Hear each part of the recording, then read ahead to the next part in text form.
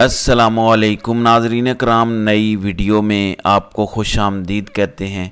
صرف 5 منٹ ایسے تھے جس میں قاضی صاحب اور عمران خان کا مکالمہ ہوا جس نے بازی پلٹ کے رکھ دی۔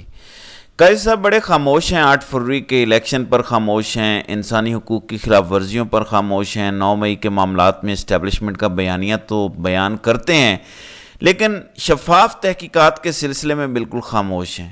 آج عمران خان نے بازی پلٹی ہے، ان باتوں کو عدالتی ریکارڈ کا حصہ بنایا ہے جو قاضی صاحب چاہتے تھے کہ کبھی بھی نہ بنے، اور کوئی وکیل جب بات کرتا تھا تو اسے چپ کروا دیتے تھے۔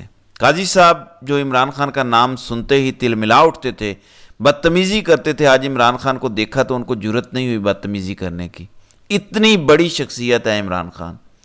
عمران خان نے آج جب قاضی صاحب کو بتایا کہ دیکھیں یہاں 1 ونڈو آپریشن چل رہا ہے، 1 ونڈو سسٹم ہے، آپ آرڈر کریں کرنل صاحب کو جو مجھے ملاقات نہیں کرنے دیتے تو ملاقات ہو جائے گی۔ جب قاضی صاحب نے کرنل صاحب کا نام لیا تو عدالت میں سناٹا چھا گیا، پن ڈراپ سائلنس تھا۔ قاضی صاحب کی زبان جو عموماً بڑی لمبی ہے، کسی کو بات نہیں کرنے دیتی، وہ بند ہو گئی۔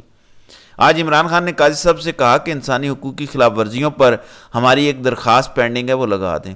8 فروری کو سب سے بڑا ڈاکہ مارا گیا، الیکشن چوری کیا گیا، یہ درخواست بھی آپ لگا دیں۔ پھر عمران خان نے 9 مئی کا بھی کہا بھری عدالت میں۔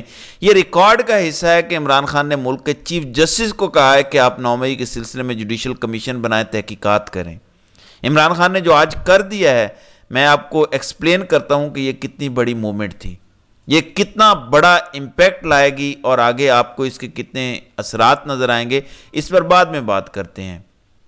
دوسری جانب آج فارمیشن کمانڈرز کی 83ویں میٹنگ ہوئی اور اس کا ایک اعلامیہ آیا۔ آپ کو اچھی طرح پتہ ہے کہ اسرائیل نے رفح میں کیا تباہی مچائی ہے، بچوں کے ادھڑے جسم دیکھ کر پوری دنیا چیخ اٹھی ہے، نام لے کے سارے ممالک اسرائیل کی مذمت کر رہے ہیں، ایون وہ عرب ممالک جو اسرائیل کو تسلیم کر چکے ہیں وہ بھی اسرائیل کے نام لے کر مذمت کر رہے ہیں۔ جب یہ کور کمانڈر کانفرنس کا اعلامیہ آیا تو مجھے امید تھی کہ ہم نے بھی رفح میں جو ظلم ہوا ہوگا اس پہ اسرائیل کا نام لے کر مذمت کی ہوگی۔ ناظرین کرام، میں نے بڑی کوشش کی اعلامیہ میں اسرائیل کا نام ڈھونڈنے کی، لیکن مجھے نام نظر نہیں آیا۔ صرف لکھا ہے کہ فورم نے ایکسپریس کیا ہے سولیڈیرٹی ود پیپل آف پیلسٹائن، اور کنڈیم کیا ہے جو سیریس انسانی حقوق کی خلاف ورزیاں ہو رہی ہیں اور جنگی جرائم ہو رہے ہیں غزہ کے اندر، اور انٹرنیشنل کورٹ آف جسٹس نے جو فیصلہ دیا رفح آپریشن کو سٹاپ کرنے کے لیے، اس کی ہم حمایت کرتے ہیں۔ یہ 3 لائنیں لکھی ہیں۔ اب رفح آپریشن اسرائیل کر رہا ہے، سعودی عرب کر رہا ہے، UAE کر رہا ہے، امریکہ کر رہا ہے، پاکستان کر رہا ہے، برطانیہ کر رہا ہے، کون کر رہا ہے یہ نہیں بتایا۔ فلسطینیوں پر ظلم کون کر رہا ہے، سری لنکا، افغانستان، ایران، شام، لیبیا، کون کر رہا ہے نہیں بتایا۔ صرف کہا ہم آپریشن کی مذمت کرتے ہیں، اسرائیل کی مذمت نہیں کی، نیتن یاہو کی مذمت نہیں کی، ایون بھارت پاکستان میں گھس کے مار رہا ہے، اس کا اپنا منسٹر کہہ چکا ہے کہ ہم گھس کے مار رہے ہیں، مگر کوئی مذمت نہیں کی، کسی کا نام نہیں لیا گیا۔ لیکن اصل دشمنوں کو جواب دیا گیا، وہ میں آپ کو بتاتا ہوں۔ کہتے ہیں کہ نیتن یاہو یا مودی دہشت گردی نہیں کر رہے، بلکہ سوشل میڈیا دہشت گردی کر رہا ہے ہمارے اوپر۔ آپ الیکشن چوری کر لیں لیکن سوشل میڈیا یہ نہ کہے کہ الیکشن چوری ہوا ہے، کیونکہ ڈیجیٹل دہشت گردی ہے۔ میں زیادہ باتیں نہیں کروں گا کیونکہ لمبی بات ہو جائے گی۔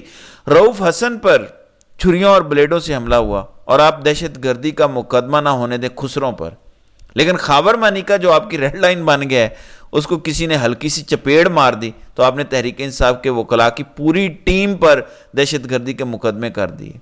ہم نے نیتن یاہو سے نہیں لڑنا، ہم نے مودی سے نہیں لڑنا، بس ہم نے سوشل میڈیا سے لڑنا ہے، تحریک انصاف سے لڑنا ہے۔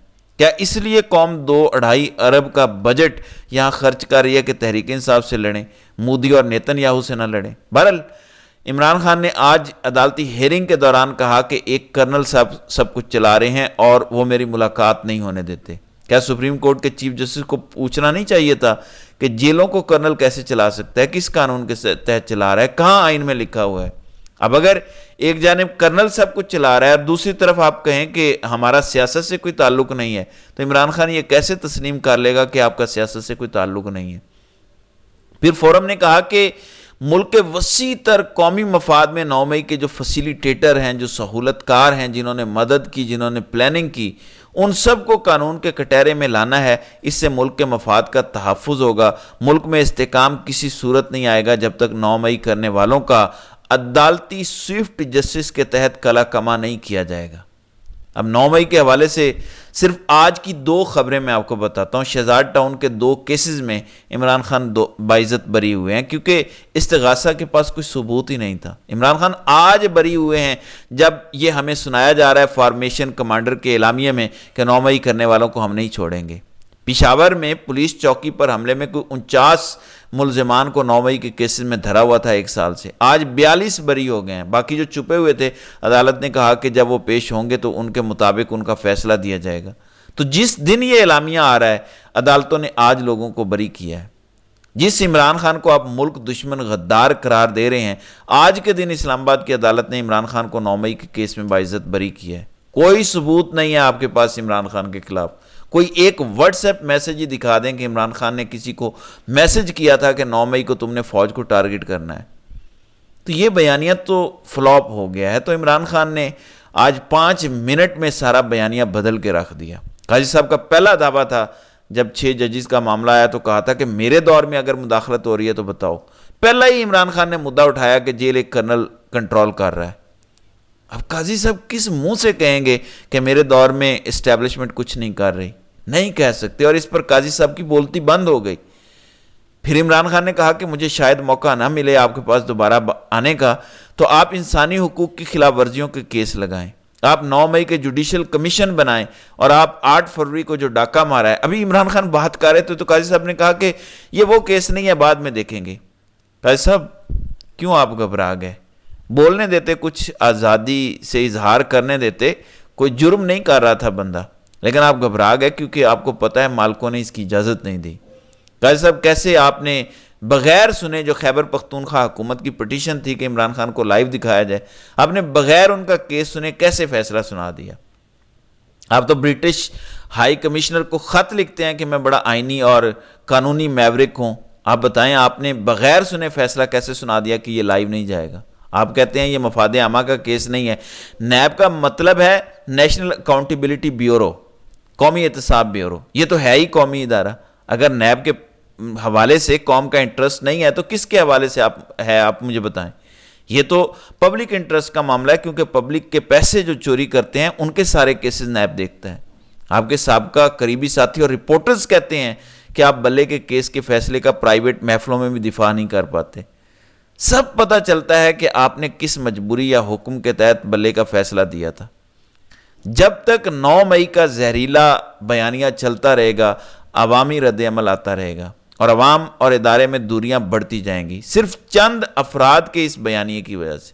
یہ ادارے کا بیانیہ نہیں ہے، یہ چند افراد کا ہے جنہوں نے فالس فلیگ آپریشن کیا۔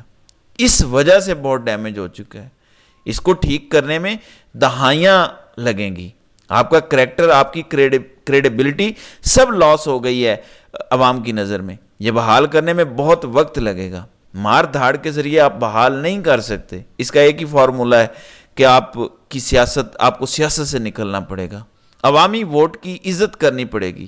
آج جیسے اسلام آباد ہائی کورٹ میں مصطفیٰ نواز کھوکھر اور تحریک انصاف کے امیدوار کے فارم 45 جو ہیں وہ میچ کر گئے ہیں، جبکہ نون لیگ کا امیدوار کہتا ہے کہ میرے پاس تصدیق شدہ فارم 45 ہیں ہی نہیں۔ تو دھاندلی بھی اتنے بھونڈے انداز میں کی ہے کہ آپ بچا ہی نہیں سکتے۔ جب بھی فرانزک آڈٹ ہوگا، جب بھی پتہ چلے گا، آپ لوگ ہمیشہ ہاریں گے، آپ لوگ ہمیشہ شکست کھائیں گے۔ اس لیے سیاسی طور پر پیچھے ہٹیں اور دفاعی کام کریں تو ہی یہ بحالی ہوگی، ورنہ عوامی نفرت آپ کے لیے مزید بڑھتی جائے گی۔ تو ناظرین کرام، آپ کی اس ویڈیو کے حوالے سے کیا رائے ہے؟ آپ اپنی رائے کا اظہار کامنٹ سیکشن میں ضرور کیجیے گا۔